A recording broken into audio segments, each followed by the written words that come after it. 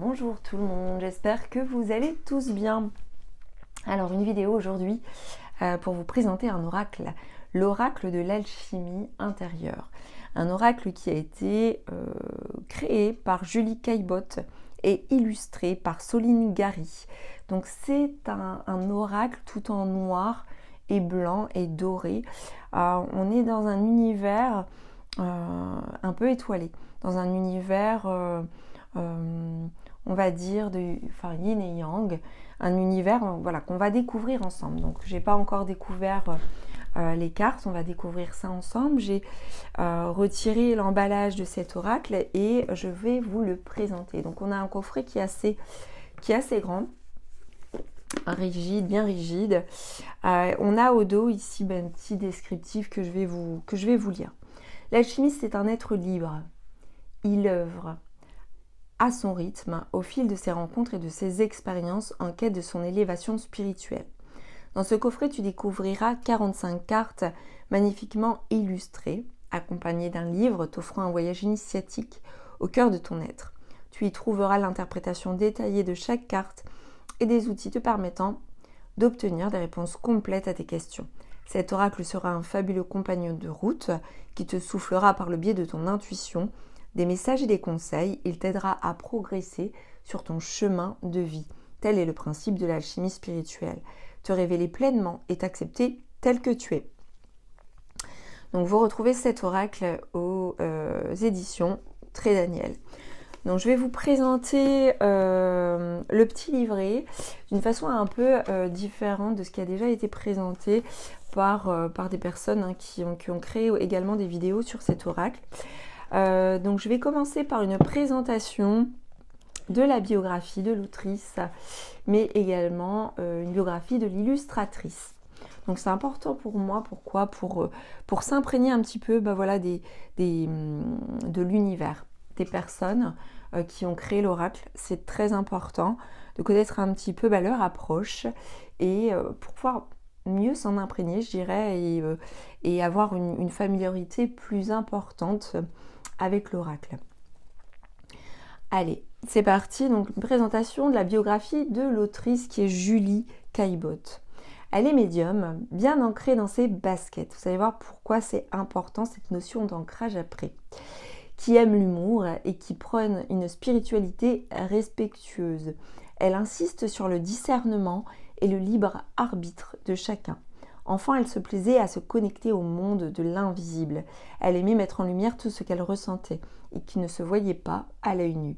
Sa sensibilité est devenue peu à peu un merveilleux média qui lui a permis, entre autres, de se connecter à son monde interne, à l'instant présent, mais aussi à la source de toute chose, aux confins des mémoires, des lieux, des personnes.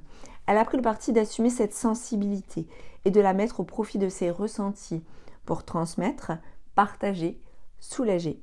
C'est lors d'un voyage en Afrique à 19 ans qu'elle a compris qu'elle était passeuse de feu. Elle a découvert qu'avec l'énergie de ses mains, elle pouvait soulager une fièvre, une entorse, passer le feu. La plus grande partie de sa vie professionnelle s'est tournée vers le spectacle de rue, aux côtés de la compagnie royale de luxe. Soulager les entorses, les brûlures ou autres accidents du quotidien faisait partie de sa routine. En parallèle de son activité artistique, elle s'est installée comme médium, énergéticienne. Elle s'est longtemps plu à travailler dans le dégagement de lieux et le nettoyage énergétique. L'écoute empathique des défunts, la canalisation des mémoires, des guides et intervenants de lumière. Aujourd'hui, elle étend son champ d'application aux vies antérieures par le biais de lecture des annales akashiques. Elle est attachée aux symboles, à l'alchimie et elle aime la communication picturale. Ses enseignements sont multiples et l'enrichissent dans son besoin de transmettre et de partager. Transmettre et recevoir ce qui peut être utile à l'amélioration de chacun de nous fait partie de ses motivations principales. Un grand changement s'est fait dans sa vie lorsqu'elle rencontre Guillaume Trédaniel et Sophia qui lui ont ouvert les portes de la confiance et lui ont proposé de réaliser son premier ouvrage. Alors, les remerciements de Julie. Une énorme reconnaissance à tous ceux qui alchimisent ma vie. Les principes actifs, les principes passifs, les divers métaux, les entités variées qui enrichissent mon voyage, ma quête, mon être et qui font partie intégrante de l'élévation et de la construction de mon temple. Merci à ma fille mon beau-fils, mon époux, de faire partie de mon histoire.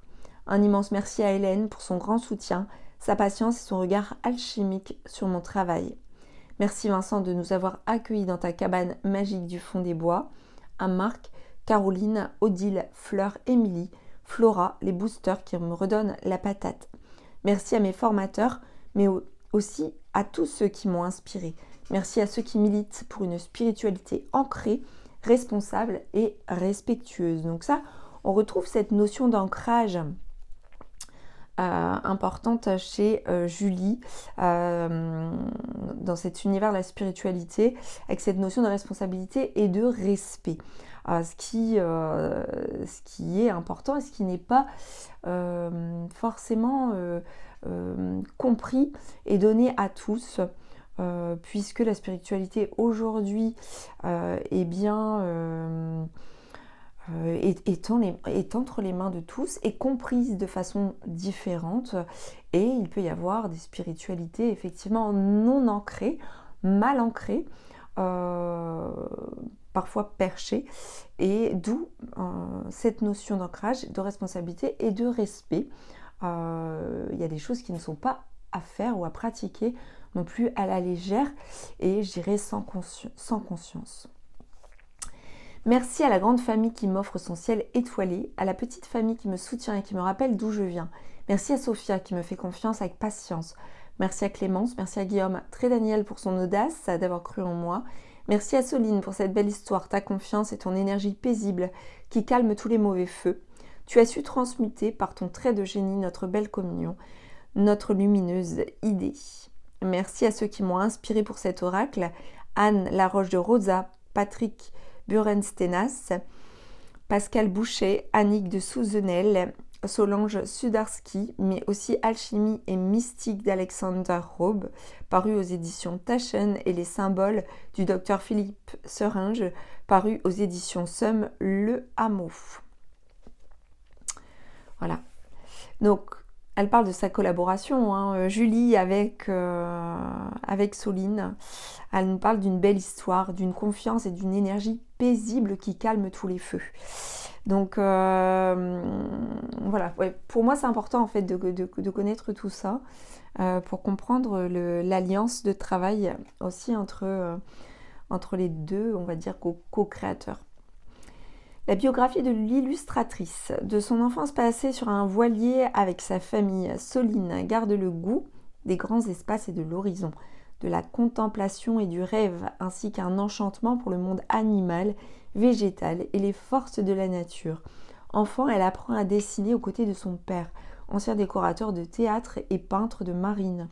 Puis pendant 10 ans, auprès de l'artiste peintre et graveur Roland Sénéca aux ateliers d'art de Douarnenez en Bretagne.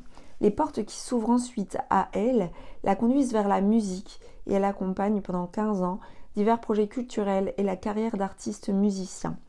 Avec la maternité se réveille le dessin qui redevient au fil des mois une nécessité. Un travail personnel de dessin en noir et blanc et de petites peintures voit le jour. Dès lors, elle se consacre à la création d'une œuvre personnelle qu'elle présente au gré d'expositions en France, conjointement à un travail d'illustration pour des albums jeunesse, des pochettes de disques et des affiches qui se nourrissent et se répondent les uns aux autres, sans antinomie et avec beaucoup de bonheur. À travers ses dessins, Soline nous invite dans un monde onirique où géants, dieux païens, baleines, oiseaux, animaux merveilleux, cactus et forêts tropicales côtoient des hommes, véritables héros du quotidien, en les replaçant au cœur d'un temps sacré pour recréer une mythologie contemporaine, une façon pour elle de réenchanter ce monde. Donc vous pouvez retrouver son site internet Soline Gary, Soline S-O-L-I-N-E, Gary G-A-2-R-Y.com. Donc vous pouvez la retrouver facilement sur Facebook et sur Instagram.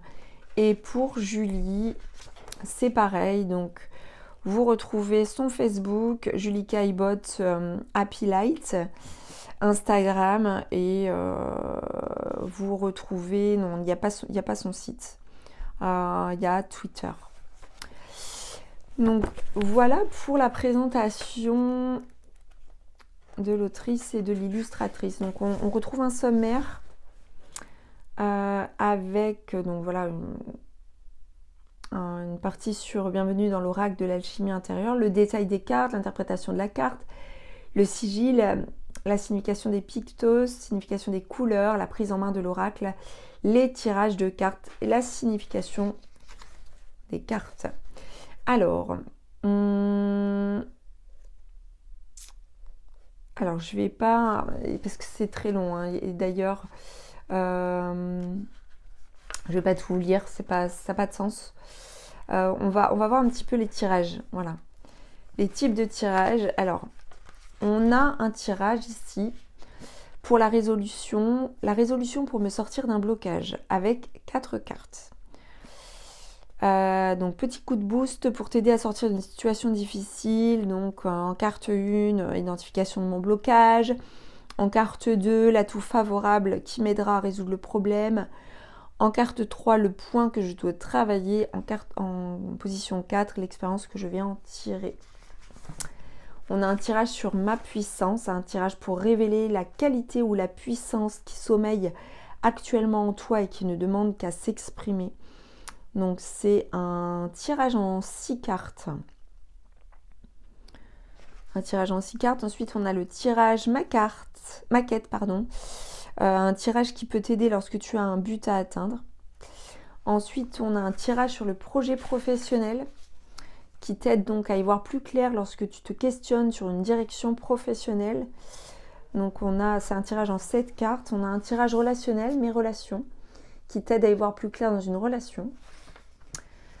On a le tirage cycle d'une année qui t'aide à créer un chemin alchimique que tu pourras suivre tout au long de l'année. Il présente les étapes à travailler chaque mois.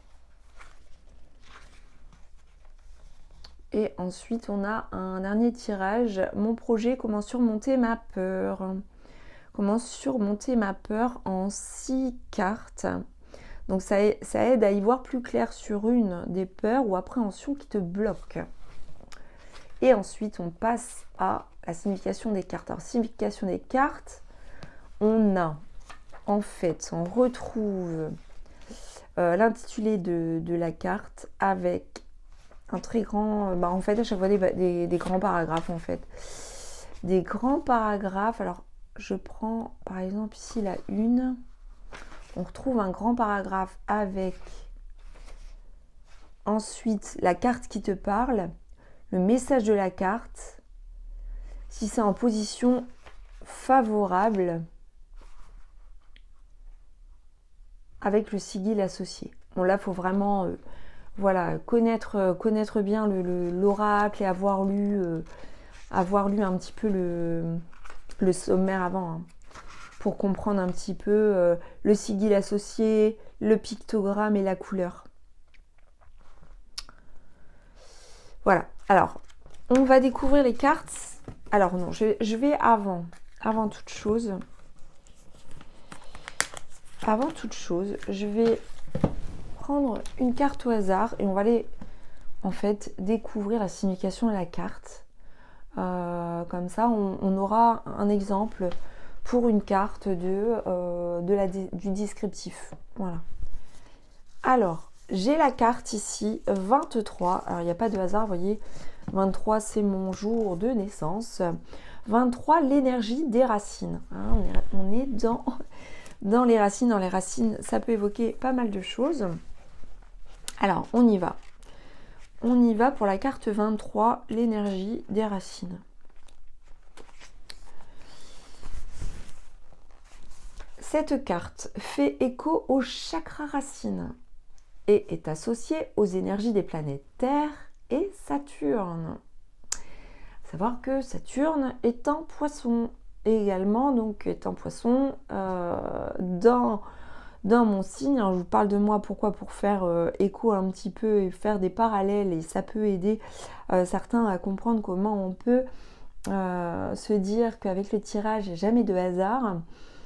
Donc on parle ici du chakra racine, on parle des énergies des planètes Terre et Saturne. Saturne, alors la Terre qui nous parle donc du coup d'ancrage, de matière, de santé. matérialisation, de biens, d'acquisition. Et Saturne qui nous parle de ralentissement, parfois de blocage, de leçons à apprendre. Donc les glandes associées à cette énergie sont les glandes surrénales. Bienvenue chez toi. Cette carte souligne l'importance de te reconnecter à ta délicieuse personne. Elle fait également référence au chakra racine qui est une connexion directe avec la terre, tes racines, ta sexualité et ton bien-être.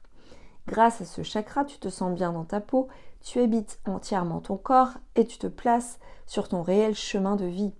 Ce chakra te permet de rester équilibré psychologiquement et physiquement. Il est le socle dans lequel tu puises tes ressources, tu te recharges. Il te permet de te connecter aux plus hautes sphères cosmiques tout en étant bien ancré dans le présent.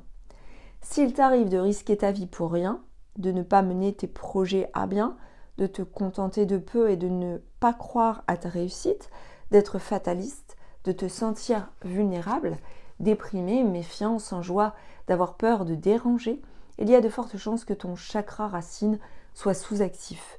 Si à l'inverse, on te reproche d'être matérialiste, proche de tes sous, si tu as un tas de principes, si tu as du mal à te remettre en question, si ta vie est routinière, si tu as un grand besoin de sécurité, il y a de fortes chances que ton chakra racine soit suractif. Tu l'as compris, l'équilibre de ce chakra te permettra de te sentir stable et équilibré dans ton corps et dans ta tête, ce qui est important pour profiter de tes pleins pouvoirs. Il te permet d'être à la hauteur face à toutes les situations et de garder la tête sur les épaules. Pour rééquilibrer ce chakra et profiter de ses bienfaits, tu pourras en conscience travailler l'ancrage quotidien de différentes façons.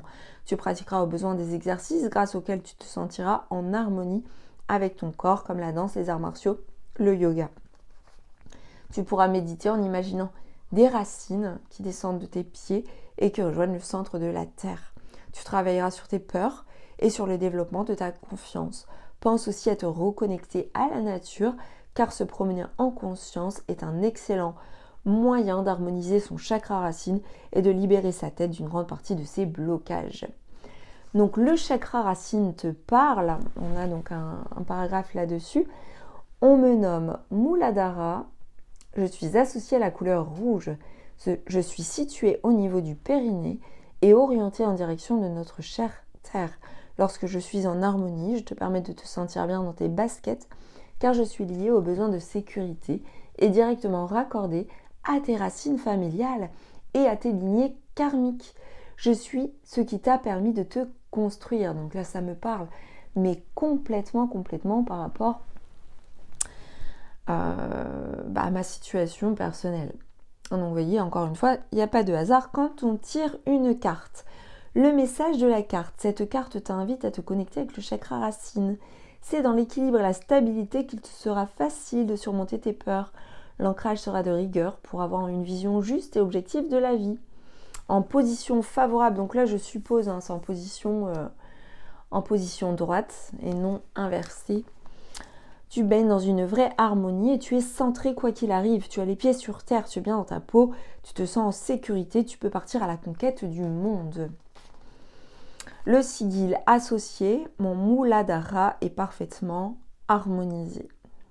Le pictogramme, on a ici un œil, non pas pour le moment, attends un peu. Ça peut être une réponse à une question qu'on se pose en relation avec le chakra racine, en relation avec une problématique, on va dire, liée aux racines, liée à la famille, liée à ce qu'on a vu. On a vu, ça peut être lié aussi aux lignées karmiques. Donc ça peut être une problématique en lien avec le karma, en lien avec la famille, en lien avec les racines, en lien avec le transgénérationnel, en lien avec la santé, en lien avec la matière, avec le physique, mais aussi avec les biens. Voilà, donc ça me parle complètement. Et là, on a une couleur verte et on nous dit dans les mois qui suivent de moyen à long terme. Donc là, si on se pose une question en lien avec la carte, j'imagine très bien qu'on peut nous dire, non pas pour le moment, et peut-être pas, c'est pas le moment d'agir, peut-être attendre un petit peu. Dans les mois qui suivent, ou sur du moyen à long terme. Donc voilà, ça peut donner des indications quand on tire une carte hors tirage, bien entendu. Allez, on va aller découvrir toutes les cartes à présent.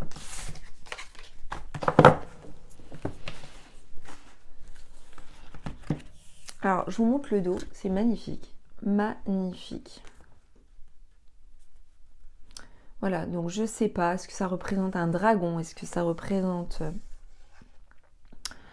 un oiseau en tout cas? Enfin, ça représente un être ailé, plutôt de feu pour moi, d'air, air et feu.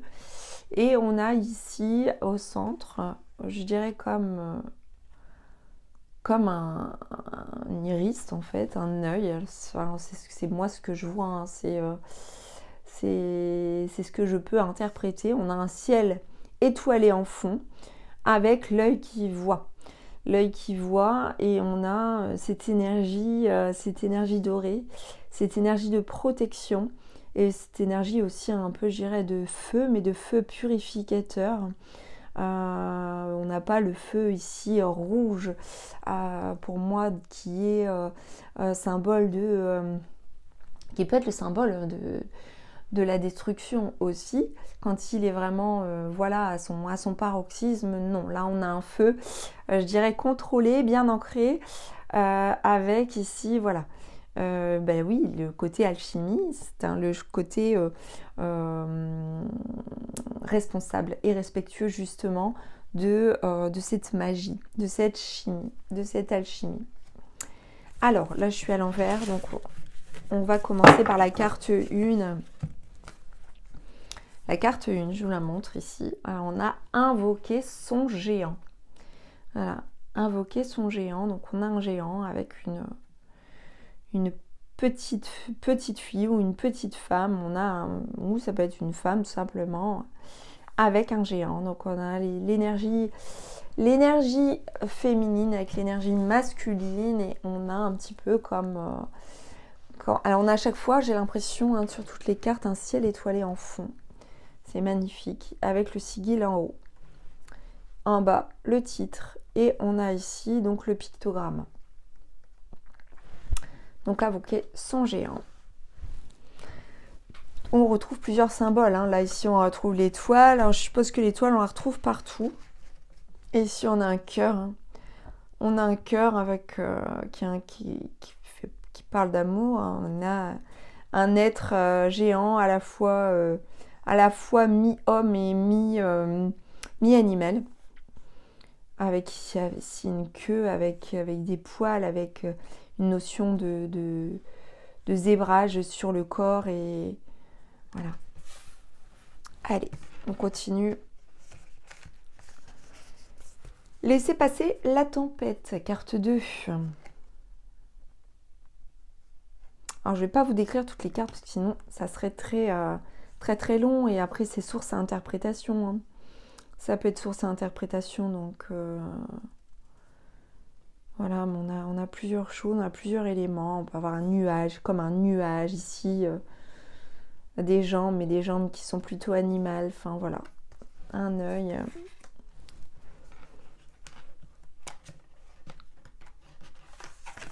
On a la carte 3, réconcilier le passé. Réconcilier le passé. La carte 4, elles sont un peu collées. Donc, prendre de la hauteur. Prendre de la hauteur.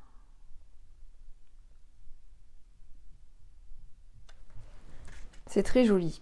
Ça me plaît beaucoup. La carte 5, maîtriser son feu. Maîtriser son feu.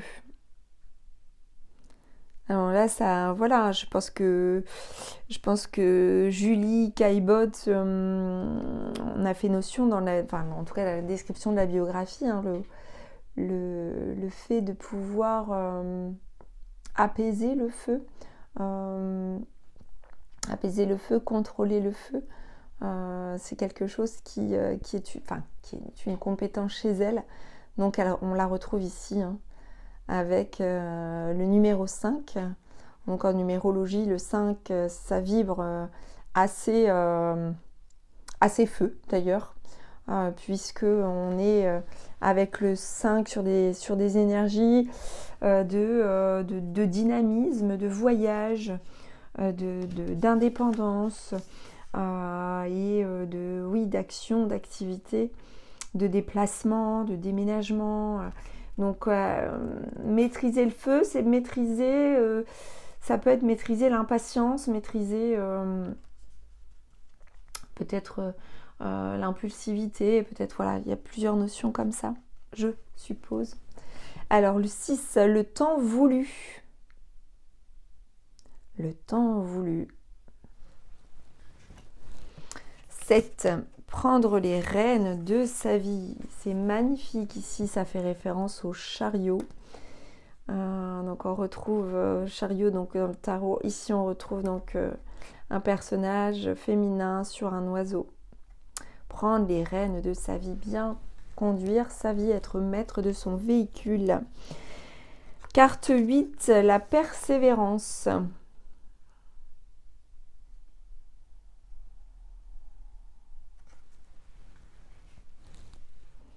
Regarder sa vie en face. Comme il est magnifique cet oracle, j'aime beaucoup. Alors, regarder sa vie en face. Elle est collée avec la carte 9.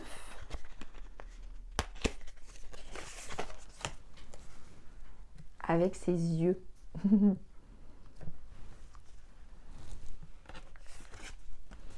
La carte 10, dépasser ses peurs.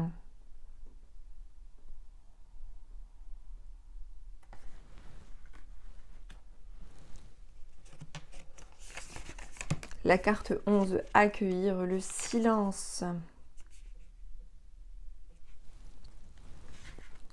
La 12, l'altérité.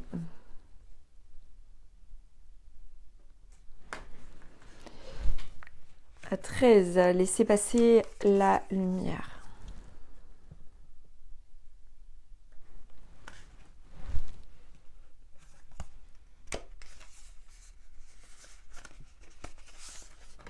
La 14, transmuter pour construire.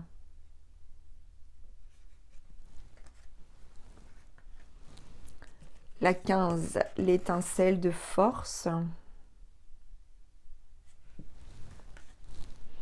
16, rassembler ce qui est éparse.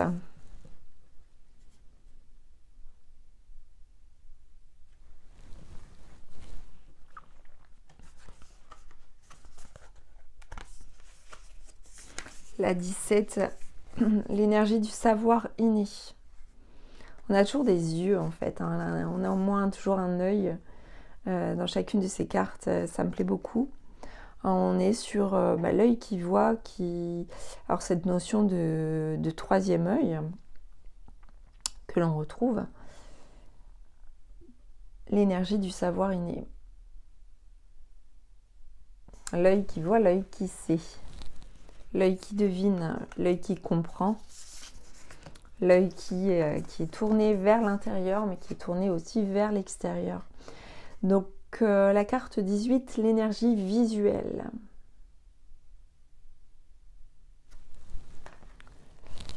La 19, l'énergie de la communication. Qu'est-ce qu'elle est jolie cette carte. La 20, l'énergie de l'amour. On a un cœur ailé.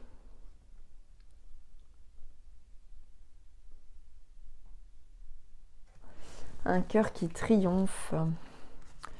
On a ici l'énergie des possibles avec la carte 21. L'énergie du ressenti. Voilà, avec le poisson.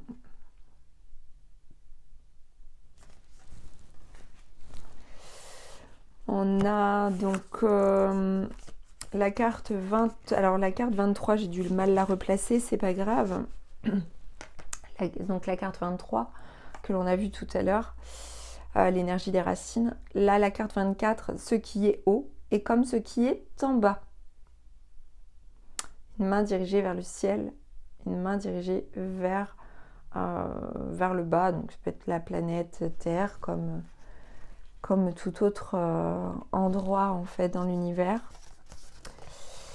Ici, la carte 25, nourrir le secret.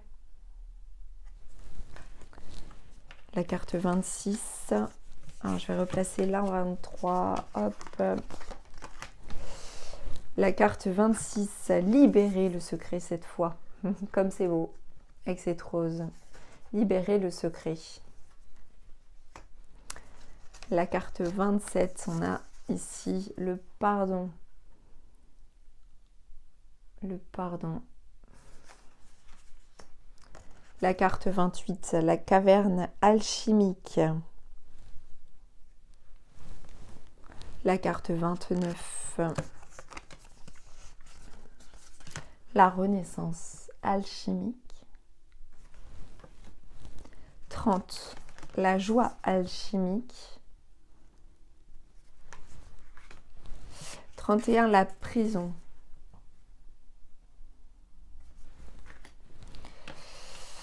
On a ici le retard là, avec la carte 32, avec ses escargots et puis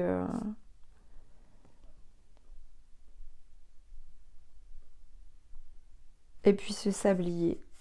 Et cette personne qui est à l'intérieur de ce sablier. On a ici la carte de l'illusion, là, avec la carte 33. On a ici, alors l'illusion, là on voit bien, là les yeux fermés, elle a un bandeau sur les yeux, donc elle ne voit pas. 34, distiller l'essentiel. 35, poursuivre sa métamorphose. 36, la quintessence. 37, cueillir l'abondance. 38, la stabilité. Waouh, quelle jolie carte. La stabilité. 39, la famille de cœur. 40, le principe lunaire. 41, le principe solaire. 42, tracer son chemin. Tracer son chemin. 43, l'instant présent. 44, visualiser sa réussite. Et on a la carte 45, le Graal. C'est magnifique comme oracle. Franchement, je suis ravie de cet achat. Franchement, il est génial, il est super. Donc après, forcément à utiliser. Alors voilà, là j'ai fait un tirage avec une carte. Après, je me suis pas posé de questions particulières, mais effectivement, sans se poser de questions, on tire une carte et on se rend compte que ces significations-là, ces réponses-là, ces descriptions-là dont on a besoin. Donc parfois le tirage d'une carte peut suffire et après si on veut approfondir par rapport à un tirage, eh bien on a le choix. Voilà pour la présentation de cet oracle qui j'espère eh bien, vous donnera l'envie d'acquérir cet oracle et puis de partager pourquoi pas des vidéos de tirage. Donc voilà, j'espère que bien ça vous aura plu. N'hésitez pas à vous abonner à la chaîne de guidance et soins de l'âme si ça n'est pas encore fait, pour voir d'autres vidéos de présentation d'oracles ou de livres, où voilà, je présente aussi certaines prières ou certains rituels parfois, et également des tirages en fonction de la possibilité qui m'est donnée de publier voilà, sur YouTube. Je vous dis à bientôt, n'hésitez pas à commenter, n'hésitez pas à partager, à liker et à bientôt sur la chaîne.